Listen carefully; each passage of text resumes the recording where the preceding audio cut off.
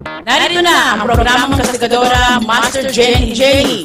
Ito lamang sa himpilan ng CCN News, Filipino News, makakapakinggan tuwing araw ng Huwebes at Sabado alas 2 hanggang alas 3 ng hapon. Master Jenny, maaasahan sumbungan ng bayan.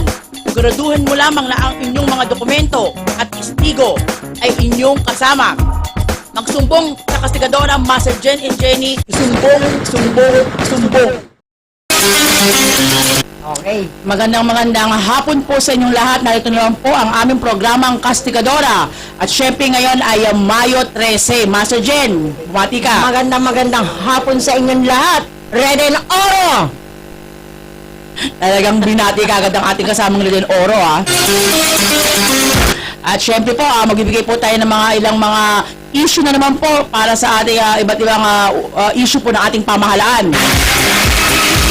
At syempre po, may follow-up report na naman po tayo dyan sa Barangay Ampid 1. At syempre po, ang magaganap po dito po sa Lunes, sa Mayo 15 po, dyan po sa Taytay Hilltop, kasamang Master Jen, ang panunumpa natin, kay Superintendent Albert Bocon. At syempre, ang ating mga kasamang PSDAB sa pamumuno po ng aming founder chairman, Joby Cordoba. At syempre po kahapon nakipagpulong po tayo sa mga kasama po natin sa Maharlika Recovery Team po ng San Mateo Chapter. Master Jan, ano ba yung nakausap mo tutulong daw na humingi ng tulong dyan sa Palupa? Yung si oo nga pala, Diba, may banggitin na lang natin yan. Alam niyo po mga kasama, talagang ang aming programang Kastigadora ay talagang inaabangan po hindi lamang po Luzon, Visayas at Mindanao, maging sa ibang bansa po. Nakamonitor po ang mga taga-India po, ang mga taga-Pakistan. At talagang napapanood po yan talaga na ang aming Kastigadora ni Master Jen. At syempre nagpapasalamat po kami sa lahat po ng sumusuporta at nag-i-sponsor po sa aming programang Kastigadora. At syempre po binabati po namin ang taga-KFC San Mateo Chapter po. Nandiyan po si Sir Ray at si Sir Roby at si Ma'am Aquino. Magandang hapon po sa inyo. At syempre po magbabasa po tayo ng mga liham kasaysayan po na talagang sumusulat po sa ating programa para humingi rin po ng katwiran at tulong na rin po. Antabayaran niyo po yung sa aming programang Kastigadora. At syempre meron po tayong report kaya sa ating kasamang CCN Patrol number 3 na si Reden Oro. Pasok! Ako, Master Jen at Pastor Jenny, LB, diri nga sikmura nilo ka. Hindi mo naman na masikmura bilang pagkakatalga kaya mo ka Oson sa Special Communication Operation Office of PCOO. Ayon kay Liberal Party President at Senator Francis Pico Pangilinan, ang public office is isang public service na nakakailangan ng kakataan, integridad. Ang ating kasamang naputol, kasamang Reden Oro, ito talaga bising-bising aming CCN Patrol number 3. Kaya maya-maya siguro kung makakabalik sa ating programa, Master Jen, papasukin natin ulit si Reden Oro. Maganda ang balita niya. Interesante talaga. At syempre po talagang ngayon po ang ating follow-up report nga po dyan sa Barangay Ampid 1. Ako, Master Jen, ito na naman tong pagpasok natin ngayon sa ating programa. Talagang sobrang traffic na naman. Tig tayo mali. Oo, talagang yung Barangay Ampid 1, talagang pinasasakit ang ulo ng mga kastigadora. Alam mo, muli nananawagan uli kami sa Barangay Captain po ng Ampid 1. Kapitan Hector Reyes, siguro naman nakarating na po sa inyong kaalaman na nagpasabi na po kami sa inyong traffic enforcement na sila Olario at saka si Yasmin na talagang yan pong Ampid 1, yung pinalagay po ninyo, Daambaka na pinalagay po ninyong traffic enforcement ay talagang nagpapatraffic po talaga. Daanan lang po talaga yan siguro ibalik natin kasamang Master Jen ang ating kasamang CCN Patrol na si Reden Oro. Pasok ka. Ito ang hapon sa Master Jenny at saka Master Jenny. yung programang Kastigadora, LB, di rin nasikmura ni Mocha. Hindi rin naman nasikmura ng Ibon Party. Ang pagkakalaga Mocha Ocean sa Basic Communication Operation Office Office. Ayon kay Alfred President ang sabi ko sa isang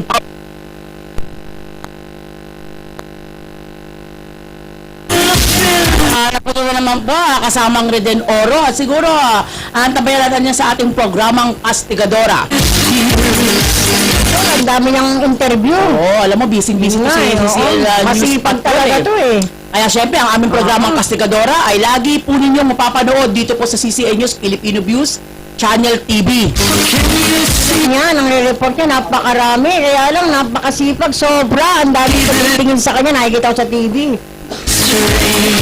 At syempre po, ang ating executive producer na si Mads Pangulima, ang aming executive producer po ng ating programang Kastigadora. Syempre mamaya message yan may follow-up report ulit tayo dito kay Dats Muhammad. Mukhang no comment yata itong taong to eh. Mukhang nadala na. Natakot yata itong mga demanda eh. Aarangkadahan natin yan pag dumating ang mga Kastigadora. Siguro naman, napanood naman niya sa ating programang Kastigadora, ng isang araw lang na talagang inaantabayanan natin yung pagbanat niya ng mga walang saysay.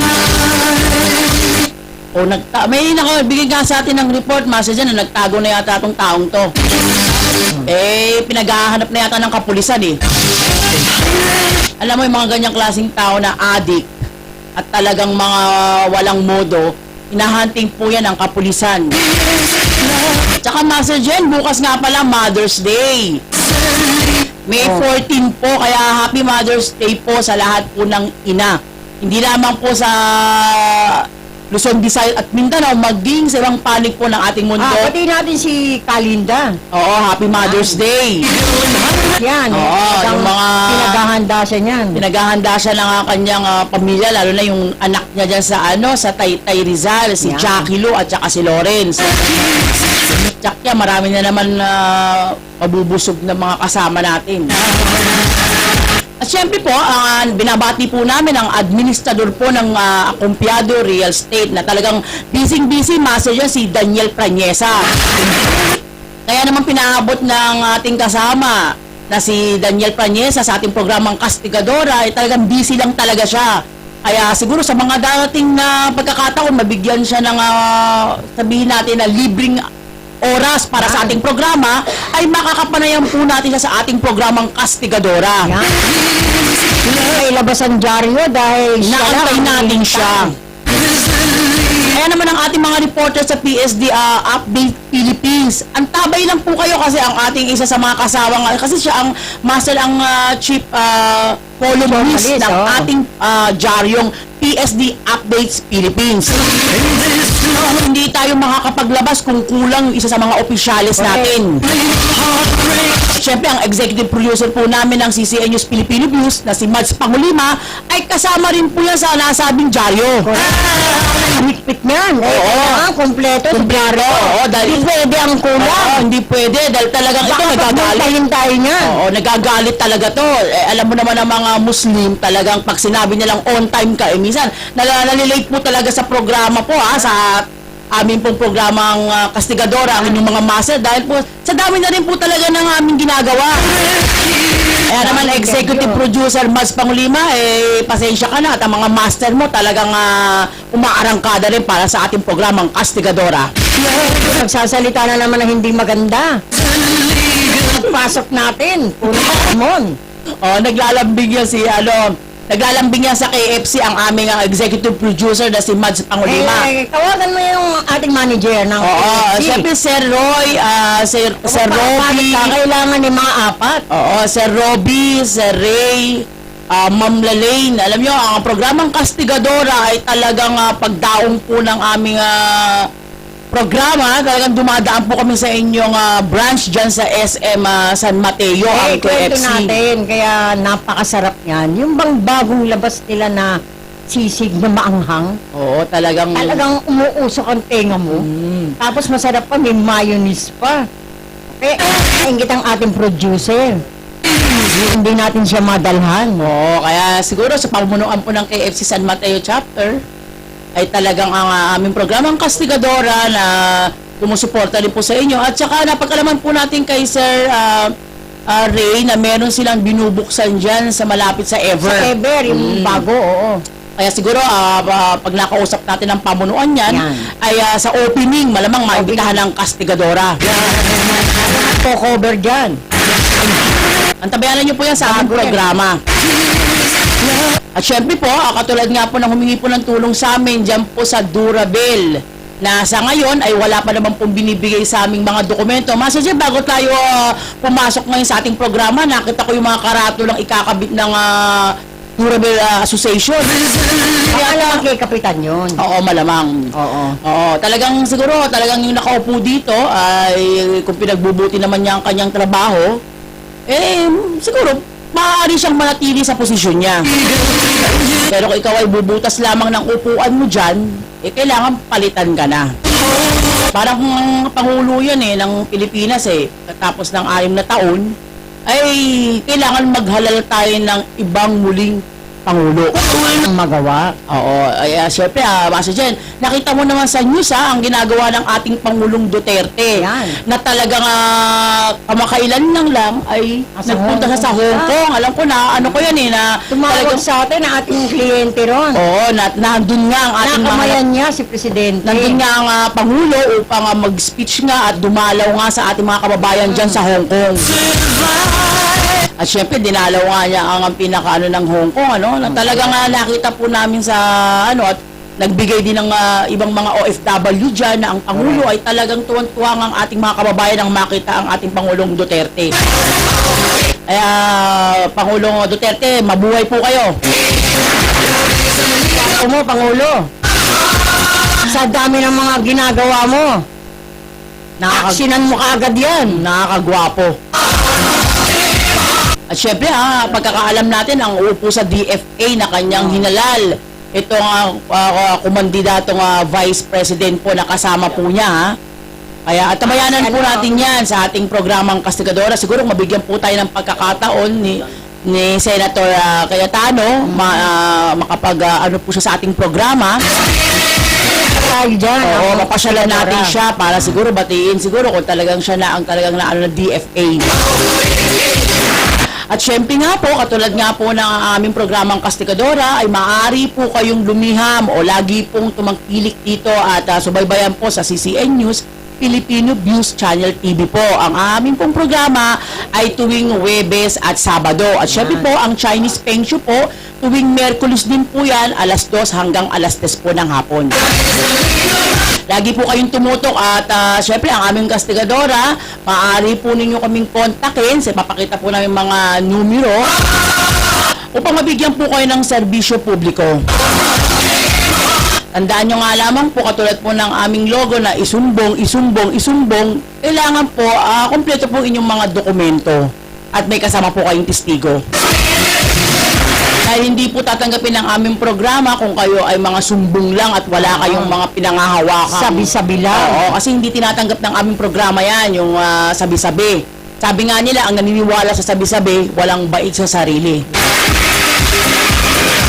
Oo, kaya siguro, Master, magbigay muna natin yung lumiyam sa atin. Alam mo, napaka-controversial lang itong liyam na ito Ngayon lang ako nakakilala, tamang-tama ito sa ating programa at bukas ay Mother's Day. Yan. Na talagang tampok nga bukas sa May 14 po, Mother's Day po, hindi lamang po sa Pilipinas, maging sa iba't ibang panig po ng mundo. Si Noria, batiin mo. Si Noria, talagang abroad. dumating na, kaya miss na miss ka na namin. Ay nawa, bumisita ka sa aming programang Kastigadora para naman cute niyang anak. Oo, para naman magkita-kita tayo dahil matagal tayong hindi nagkita Ang nanay ni Sammy, ano ba pangalan nito na ano ko na. O, syempre, papasukin muna natin, Master Jen, ang report ni CCN News number 3 Reden Oro. Pasok! LB, di rin nasikmura si Moka. Hindi rin naman masikmura ng Liberal Party o LP patalaga kay Mocha Uson sa Presidential Communication Operations Office o PCOO. Ayon kay LP President at Senador Francis Kiko Pangilinan, ang public office ay isang public service na nangangahulugan ng kakayaan, integridad at sa pagtatalaga. Para sa dating 60,000 bilang PCO o Assistant Secretary, ay malaki ang mainsulta sa takpan. Ito po ito ng senador ang pagmamaliit ni Uson sa Philippine Media Practitioner. Pagkakatalaga kay Nino Uson sa Presidential Communication Operations Office, medyo nasaktan ng marami kabilang ang mga manggagawa sa gobyerno na gumagawa ng kritikal na tungkulay ay magpangsulit at makagaling ng nakikita kami sa kanilang sentimiento. Inakakailan ng Uson ang Philippine Media Practitioner ayon pa kay Pangilinan. Hindi rin pinalagpas ni Pangilinan ang unahin si Uson ukol sa paggamit ito noon ng kanyang radio program para bastusin si Vice President Senador Robredo na hindi man lamang umano binalang ang pangalawang Pangulo at ang milyong bumoto rito. At dito sa episode na Malacanang, si Sen. Patron ng party, sa programa at siya nag-CCN News Philippine News. Yeah, maraming salamat kasamang Reden Oro. Ito pala si, ano pala yan? Yung kanyang report ay talagang may sense pero syempre bago natin tumalakay ng iba pang basahin po muna natin at ibahagi sa ating programang Kastigadora ang liham kasaysayan po na nagpapatago sa pangalang, tawagin na lamang po natin to na Solidad. Sumunod po sa aming programa yung kanya pong anak, Master Jen, na kung saan ay marami sila magkakapatid, ilan nga sa kanila ay nag-ibang bansa na. Siyempre, dahil nga nag-ibang bansa na, ilan na lang ang anak na naiwan sa Pilipinas, bali nakasama nitong kanilang ina na nagtatrabaho din sa government before, hanggang may nagpasok sa kanya. Kaya lang, Master Jen, dahil araw nga ng ina bukas, ang hiniling na tulong sa atin ng kanyang anak ay yung kanyang nanay ay nagkaroon ng boyfriend na batang-bata. Na ayon sa kanya, ay sinusuportahan ito na may asawa na rin dahil bata pa, alam ko yung lalaki nasa 23 lang o 24 At ang masakit, dahil matagal ng karelasyon to at sinusuportahan ng kanyang ina, ay meron nagrekomenda sa kanya na isang kaibigan din niya na napatira sa kanila na lalaki rin. Kasi ito data si nanay niya, mahilig yata to sa mga mga bata po, mga Daisy. Ganon? Oo, mahilig sa Daisy. Hanggang merong isang samahan na dahil magaling naman tong si Solidad na ipasok din siya sa isang government agency, nakapagtrabaho. Pero ang masakit, matapos nga naman siya tulungan yung tao na to ay minalanghya pa. Kaya ganun, mga tao talaga na ganun, kaya ang kawalangyaan pala, hindi nila kukuha sa edad yan no? Ito ang nakakapagtaka dito, ang nakakalungkot dito, Master Jen, mismong anak niya, yung nagrereklamo sa kanya. Ano bang mabibigay mong katwiran dito sa ganitong, syempre, naaano ko dahil Mother's Day bukas parang ang tampok natin yung ina Imbis na sabihin natin ulirang ina, ay hindi natin masasabing ulirang ina. Kasi nga, dahil hindi naman nanguhusga ang ating programa, pero syempre, antabayanan po natin ang magbibigay po ng katwiran ni Master Jen. Sige, Master Jen. Hindi, ito, ayon sa interview ko rin dyan, mahilig din yan sa bone room. Ganun. Oo. Yan. Exercise Ayun, yung lalaki, lumapit din sa akin yan para sinasabing niya na i-recommenda natin pasok ng trabaho. Pero may asawa na yung lalaki. Maski may asawa, sila pa rin. Ang mahirap nga nito, yung tumutulong sa kanya, pati yung ampon, inana. Ganun ba? 16 years old lang yun. Pwede pa itong mademanda ng ng child abuse. Talaga naman, mahilig ba siya sa mga batang, yung mga edad na 20, 23, 16? Hindi kasi Master, alam ko nakakabata daw yun, sabi nila. Ganon? Sabi nila. May arthritis na ito si Solidad. Ang totoo niyan, masyado namang Makati ka. Matanda ka na, naku. Sana hindi kita tatamaan eh. Oo, Ako'y, ano na eh. Alam mo, sa totoo lang, Solidad, masyado ka ng maraming pinerwisyo. Itong naging boyfriend mo, naipasok. Bakit ikaw pa ang pumupunta sa bahay nila? May anak na sila. Sobra naman ang... Ito ang isang batang 16 years old, tinuruan mo pang manghilot. Yung nakakita, ibang hinihilot sa'yo. Tama, tanda mo na, ha? Ang ganyan, ha? Nakakahiya ka, ha? Meron pang isa na nagreklamo. Ito, lalaking lalaki. Yung pala, ano ba ang tawag dun sa dalawa mukha? Silahis. Silahis pala. Pati yun, natalo. Ano ba ang meron ka? Tanda mo na. Diba? Alam mo, Solidad, masyado ka ng, anak ka ng pusa. Ang waiting ka. Ako mismo, ha, sinasabi ko sa iyo, Solidad. Pupuntahan kita riyan. Kakastiguhin ka namin. Masyado kang nagmamalaki pa. Marami nang sumbong sa iyo. Iwasan mo na yung mga lalaking yan. Kasi yung mga lalaking yan, may pamilya din. Yung isa binata. Kaso nga, ang mangyayari, kaya mo bang buhayin? Ano ba ang trabaho mo? Magkano lang ang sahod mo? 4,000 na tinulungan ka. Susustentuhan mo yung lalaki? Ang lalaki na ng mga anak mo. Naku naman, ang alam ko niyan. Diyos ko, hindi ka pa ba mini-post? Syempre siguro dagdag ko lang dahil araw ng mga inabukas. Syempre, minsan yung pagiging menopause talaga merong ganyan eh. Yung Ano ba nagiging yun? kahiligan na talaga nila. Kumbaga merong iilan sa kanila. Halimbawa, nahilig sa phone room, nahilig sa bahay na lang, magluto. So, iba't ibang klaseng yan eh. Sabihin natin, iba't ibang klaseng depende kung ano yung tatama sa'yo. Siguro, base nila sa humingi ng tulong sa amin, siguro ang mapapayo ko bilang ikaw ang kanyang anak, siguro naman, dahil sabi nga nila, matitiis ng anak ang kanyang ina, pero ina hindi, subukan mo pa rin kausapin. Baka sakali na si Solidad, sa pag-uusap niyo na kung ilan na lang kayo nandito sa Pilipinas, sakali mapayuhan niyo inyong ina. Dahil hindi na rin naman siya bumabata sa edad niya, syempre may mga sakit na yan eh. Malamang may mini-maintain na gamot yan. Na siguro, bilang anak, dahil yung nanay mo nga bumabalik sa pagkabata, siguro maaari alalayan mo na lang siguro.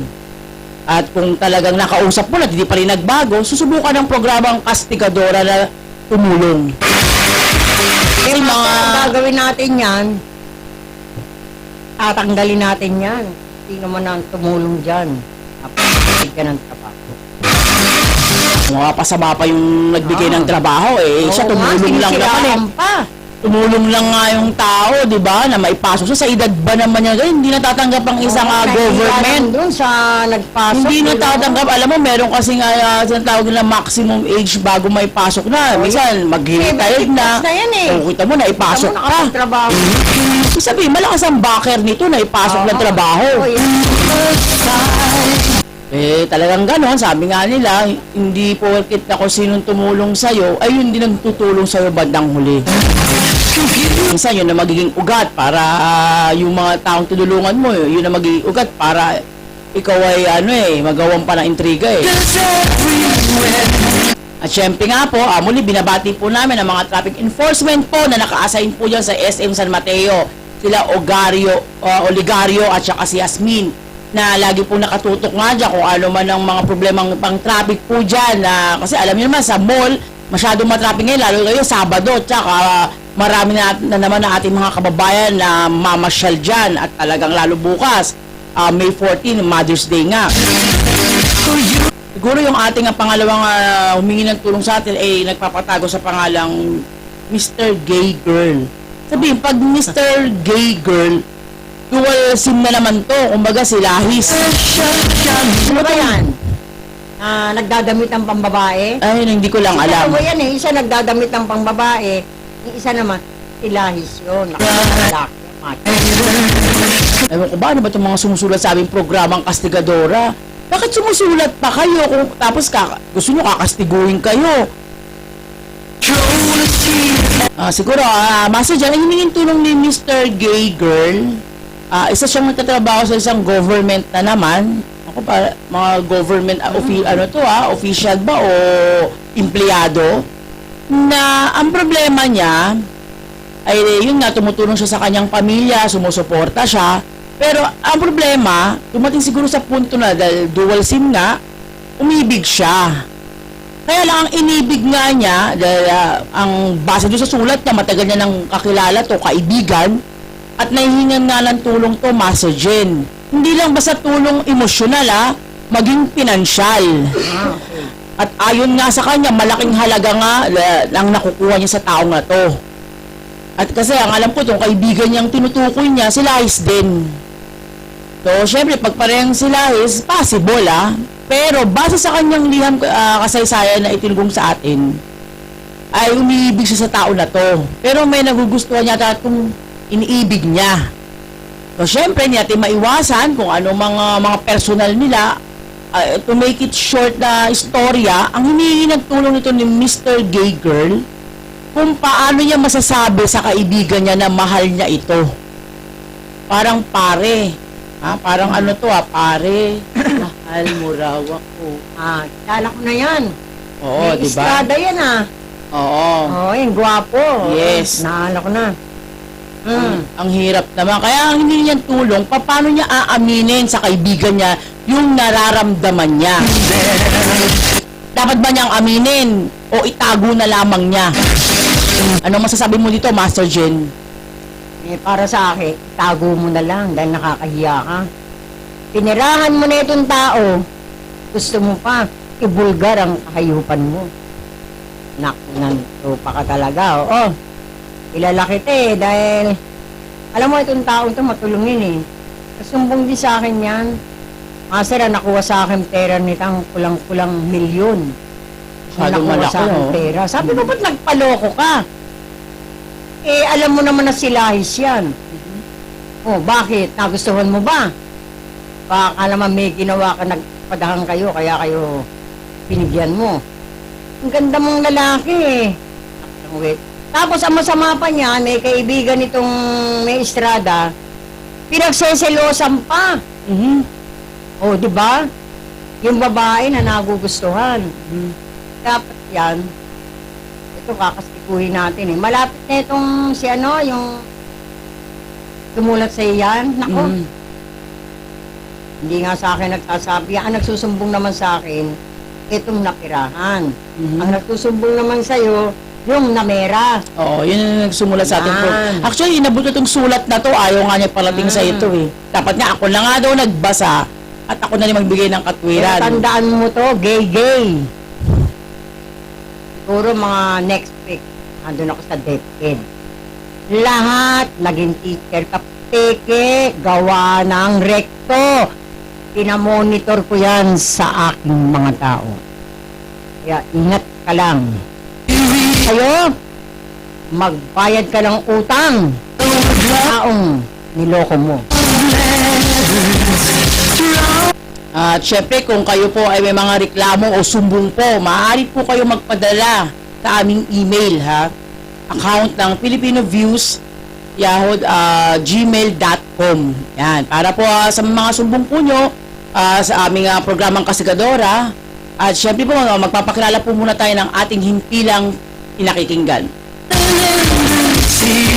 Narito na ang programang Kastigadora, Master Jenny. Dito lamang sa himpilan ng CCN News, Filipino Views, mapapakinggan tuwing araw ng Huwebes at Sabado, alas 2 hanggang alas 3 ng hapon. Master Jenny, maaasahan sumbungan ng bayan. Siguraduhin mo lamang na ang inyong mga dokumento at testigo ay inyong kasama. Magsumbong sa Kastigadora, Master Jenny, sumbong.